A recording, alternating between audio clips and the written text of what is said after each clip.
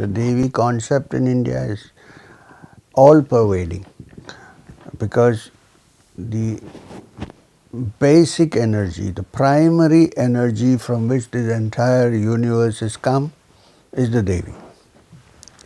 So the primordial root energy from which all this universe has come, which means the original frequency from which all other frequencies have modified, is called Parashakti. It means the great energy. It's a feminine energy like the Kundalini. And the deity is the Devi in many forms. First, of course, is the terrible looking deity called Bhadrakali, who Ramakrishna worshipped. People wonder why Goddess, who is the ultimate energy and sacred, is worshipped as a horrible looking, with the tongue out and blood dripping from the tongue and the knife in two hands and a garland of human heads. People wonder, why are you worshipping this? Because this is the reality of life. Life is not all soft and wonderful.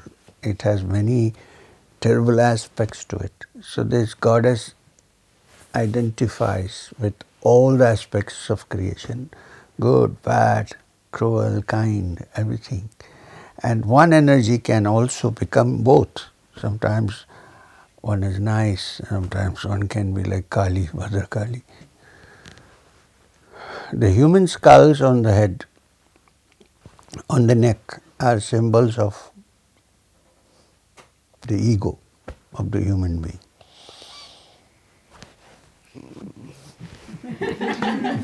Take it, I don't want it, give it to the Devi, make it one of the things on the garland on her neck. It's not actually cutting your head, I mean it's like cutting your ego and saying, take it, I don't want this. So this is Kali. And she's usually depicted as dancing on Shiva's chest. And this poor Shiva is lying down like this, with his eyes closed. And she's with one foot on the chest, with the other foot lifted up.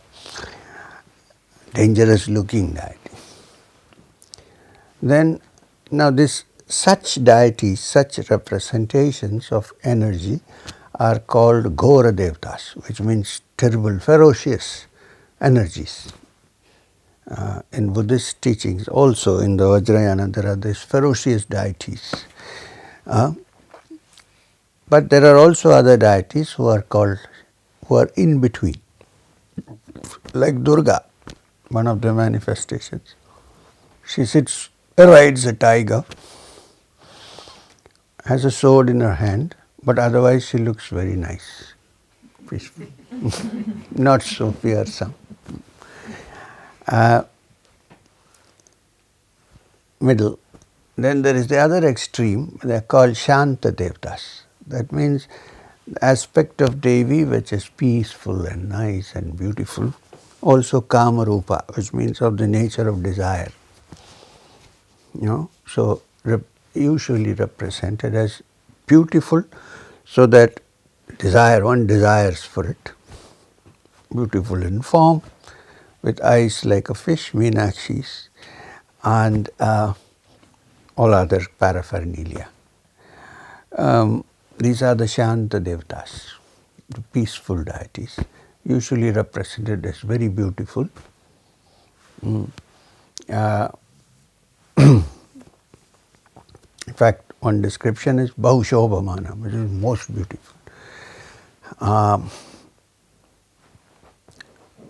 Among the peaceful deities, there is one deity which reigns over the Sri Vidya mantra, who is the deity of the Sri Vidya.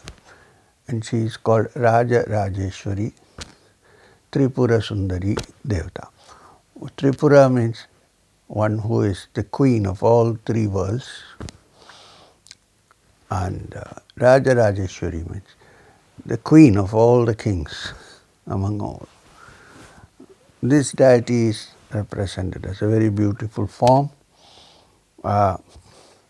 with a sugarcane bow, and the arrow is is made of with a flower, so it is desire, love, affection.